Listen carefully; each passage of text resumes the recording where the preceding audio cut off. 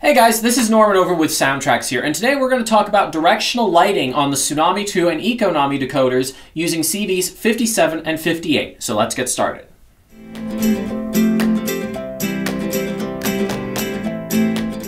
So, on Tsunami 2 and Econami, we have a system in which any light on the decoder can be made directional using CVs 57 and 58.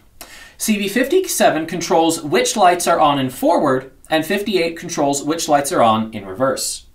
And what you do is you can calculate the values because each lighting output on the decoder has a specific value dedicated to it, which you can see in this chart up here. On this model, the forward ditch lights are utilizing FX7 and FX8. Now, this model is a Athearn Genesis factory installed model. What they have done is they have actually set up the ditch lights to be directional automatically.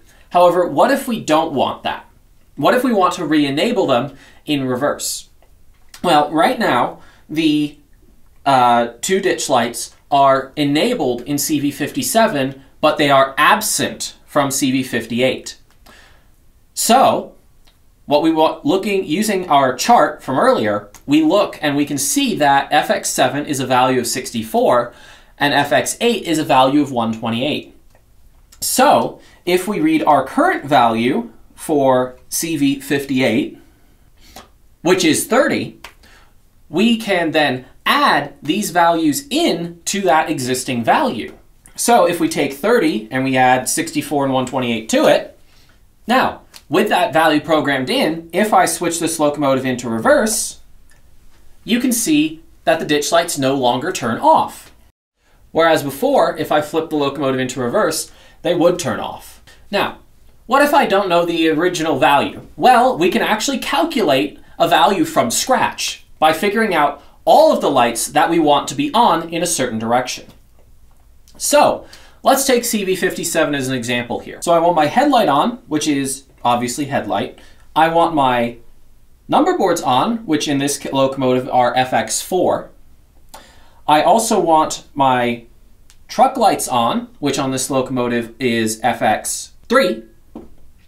I obviously am going to want my ditch lights on, which is FX7 and FX8. And FX6, which is the reverse red class lights. If we use, again, that chart, we can add all those values together, which in this case gets us a value of 237. So, if I now take CV57 and I plug 237 into it, then the lights that I specified will all be on in the forward direction. And then you would go through and do the same thing for reverse, enabling each light that you want in a given direction.